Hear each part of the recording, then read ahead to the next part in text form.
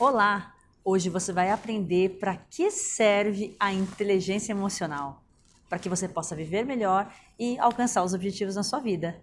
Meu nome é Fernanda Souza, sou especialista em eficiência empresarial e estou aqui para te ajudar a ter mais inteligência emocional. Vamos lá? Antes de mais nada, eu preciso contar para vocês o que é inteligência emocional.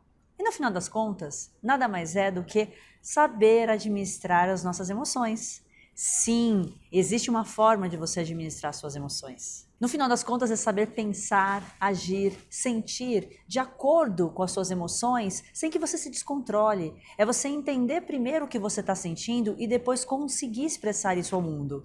Para isso, existe uma série de mecanismos, uma série de ferramentas que eu vou ensinar para você hoje. Quando você tem consciência sobre as suas emoções, você sabe lidar melhor com elas e sabe agir melhor com as suas relações, com as pessoas ao seu redor e principalmente nos seus negócios. E por que é tão importante ter inteligência emocional, afinal? Porque a maior busca do ser humano é ser feliz. E você sabia que felicidade também é uma emoção?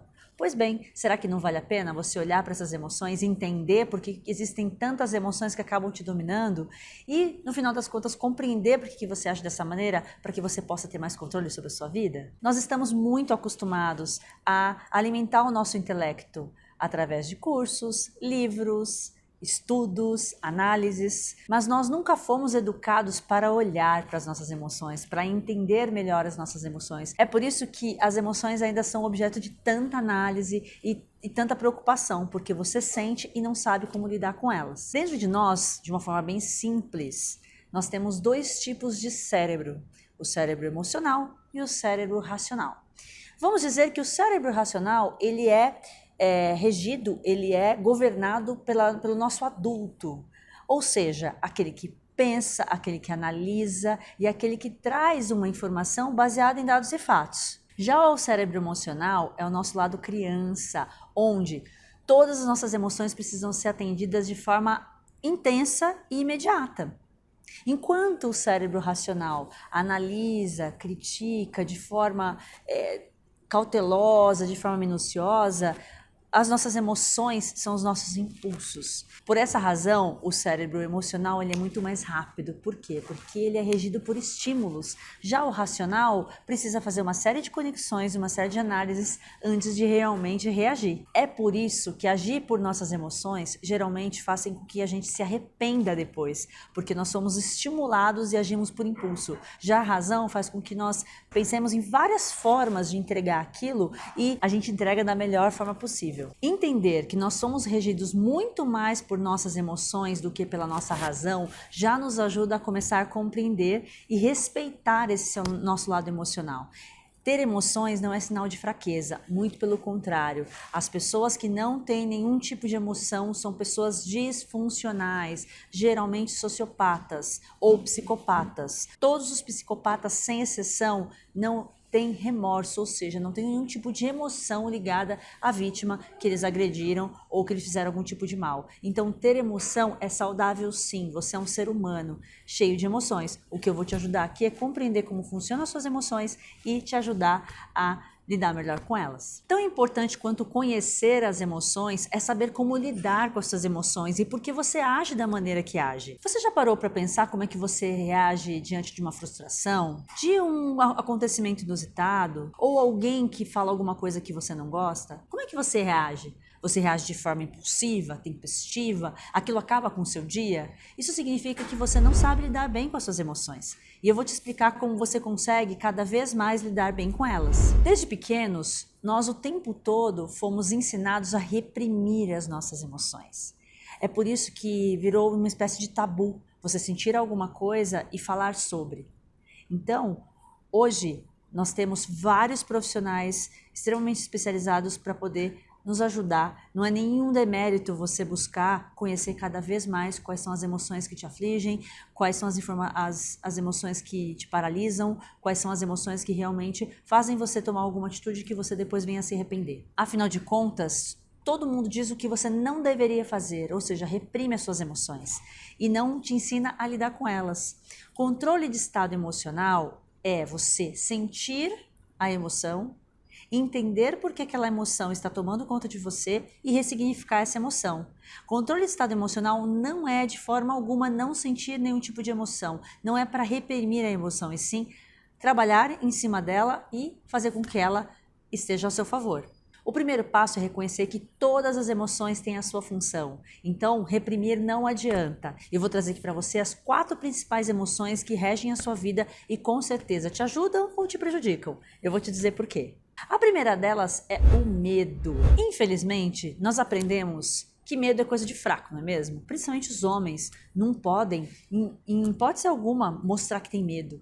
Isso é uma bobagem. Todos nós sentimos medo. Afinal, qual é a função do medo? A função do medo é nos proteger, é nos alertar de qualquer adversidade que possa acontecer na nossa vida. Então o medo é muito útil. E quando o medo passa a não ser tão útil? Quando ele paralisa a gente de uma determinada atividade que nós gostaríamos muito de exercer e não conseguimos porque fomos paralisados pelo medo. O medo é um sentimento ocasionado por uma certa insegurança. No final das contas, a gente tem medo de errar, medo de não fazer direito, medo de ser criticado, medo de ser ridicularizado. E isso faz com que a gente deixe de fazer as coisas, evite de fazer as coisas para não ser exposto. Como é que você faz para resolver essa questão do medo? Só existe uma forma de você acabar com o medo: enfrentando o medo. Sim, você sabia que o seu cérebro conta uma história para você muito pior do que realmente pode acontecer, justamente para tentar te proteger? Então, se você começar a trazer para o racional e entender esse medo que você está sentindo, ele é realmente real ou é fruto da sua imaginação, você começa a se desafiar a enfrentar esse medo. Claro, você tem que ter discernimento daquilo que realmente você está correndo perigo ou não. Então, você subir um palco para falar em público não vai te trazer nenhum problema físico, nenhuma ameaça física. Então, tudo que você está sentindo nada mais é do que uma insegurança que está dentro de você porque você não sabe lidar com aquilo.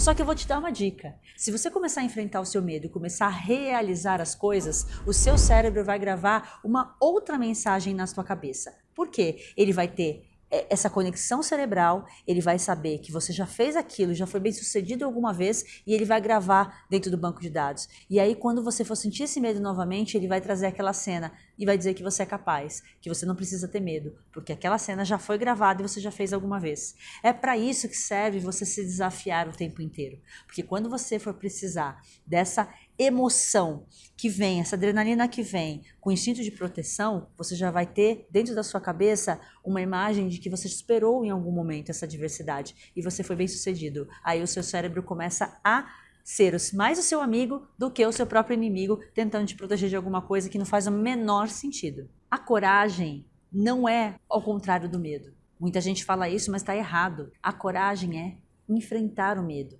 É colocar o medo na tua frente, entender se é somente uma insegurança da sua cabeça ou se realmente você está correndo algum perigo de vida. Se você não estiver correndo perigo de vida, eu te aconselho a se desafiar, porque a tua cabeça começa a cada vez mais te ajudar com episódios anteriores que você acabou superando alguma adversidade. Agora é o seguinte, se você não se inscrever nesse canal, eu vou ficar com muita raiva, você não queira me ver com raiva. Sim, nós vamos falar agora do segundo sentimento, que é a raiva. Muita gente tem pavor de raiva. Por quê? Porque a gente perde completamente o controle. A adrenalina sobe, a frequência cardíaca sobe, você range os dentes, fica vermelho e fica com muita raiva. Quem nunca ficou com raiva? Sim, esse sentimento pode ser muito benéfico. Como assim, Fernanda? A raiva é um sentimento benéfico? Sim, a raiva ela pode trazer uma energia propulsora, uma energia de indignação. Para quê? Para você se movimentar. Você sabia que os momentos que eu mais performei na minha vida eu estava com muita raiva? Um estado de indignação faz com que você se desafie mais, você dê os seus 40% a mais. Sim, todos nós podemos dar 40% a mais, vocês sabiam? Nós temos uma reserva. A raiva faz com que você chegue no seu potencial máximo. Então aproveite, quando você estiver com adrenalina no corpo, quando você realmente estiver indignado com alguma coisa, aproveita para produzir, faz aquela coisa que você precisa de energia, disposição. Eu, por exemplo, sou do esporte, sou da corrida. Então quando eu tô com muita raiva, eu aproveito para fazer o quê? Aproveito para fazer um treino mais intenso, para colocar alguma coisa em prática, para colocar ideias em prática. Então a raiva pode ser sim algo muito propulsor para você poder realizar, para você sair do lugar, para você sair da inércia. Fica aqui um alerta. Acumular raiva pode te causar doenças graves. Por quê? Se você engole toda essa adrenalina, todo esse cortisol, que é o hormônio, né, que traz geralmente com a raiva, o cortisol é o alerta, é o hormônio de despertar. E quando você está com muita raiva, você recebe uma carga muito elevada de cortisol, de adrenalina dentro do seu corpo. Se você não der vazão e engolir tudo isso, o que vai acontecer no final das contas? Você provavelmente vai sentir dores no estômago, dores de cabeça, toda essa carga de adrenalina vai vir para você e isso pode causar algum tipo de doença. Então, toda vez que você estiver sentindo uma raiva muito constante, muito intensa, você tem que dar vazão. Vai fazer algum tipo de esporte, vai realizar alguma coisa, vai fazer alguma coisa. Jamais descontar nas pessoas ou engolir essa raiva. Aí sim, isso pode ser prejudicial à sua saúde. Agora eu vou falar de um dos sentimentos mais preocupantes que existem, que podem causar muitos problemas de saúde, que é a tristeza.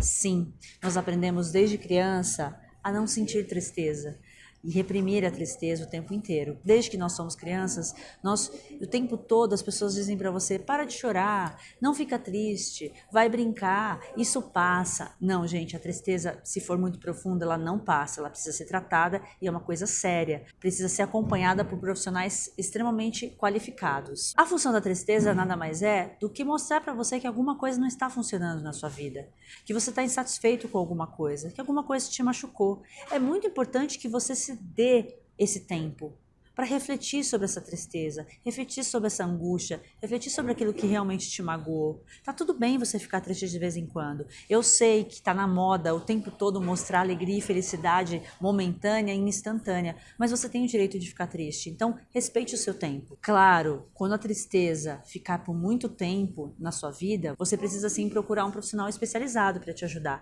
porque a tristeza de forma constante e contínua pode sim ocasionar algum tipo de doença mais grave. Mas não fique tentando reprimir essa tristeza ou se cobrando o tempo todo por ser feliz o tempo inteiro. Ninguém é feliz o tempo inteiro. Então, só recolha essa dor, entenda, ressignifique isso em você, busque autoconhecimento, busque autocuidado, que com certeza você vai melhorar logo mais. A tristeza também pode causar muito arrependimento e culpa em você. Pense o seguinte: você é só uma pessoa que está tentando acertar nessa selva chamada mundo. Então se perdoa. Perdoa o que as pessoas fizeram com você e também se perdoa, porque com certeza você vai se sentir mais leve. E perdoar não é esquecer, é simplesmente relevar e entender que todo mundo pode errar algum dia, inclusive você. E o último e não menos importante sentimento, que é a alegria. Sim, a alegria é um estado de espírito leve, contagiante, motivador. A alegria é que traz pra gente disposição, positividade. Claro que quando você estiver alegre, tem mais que compartilhar mesmo essa energia maravilhosa e contagiante que é a alegria. Só tome cuidado para não acreditar que a alegria é possível o tempo inteiro. Não, nós o tempo todo oscilamos pelos 4 principais sentimentos: por raiva, tristeza, alegria, medo, e isso faz parte da vida. Os altos e baixos fazem parte da vida. Então tome cuidado por não ser viciado em estar o tempo todo alegre, porque isso também não é funcional. Isso provavelmente é um estado de euforia, que pode ser uma doença sim e precisa ser tratada. Excesso de alegria provavelmente é excesso de ansiedade, e a ansiedade te traz também problemas crônicos. Então cuidado para não confundir alegria com ansiedade ou euforia. Alegria é um estado de bem-estar, mas que ele vem e vai como qualquer outra emoção. Não fique tão viciado em ser alegre o tempo inteiro. Respeite seus sentimentos, cuide de você, cuide bem da sua cabeça e principalmente pare e reflita sobre a emoção que você está sentindo e se respeite. Porque o mais importante é você conhecer as suas emoções, saber lidar com elas e melhorar cada vez os seus relacionamentos, principalmente com você mesmo. Espero ter ajudado vocês com esse vídeo. Cliquem, compartilhem, comentem. Adoro receber os comentários de vocês e espero ter ajudado vocês com esse vídeo. Um beijo e até a próxima.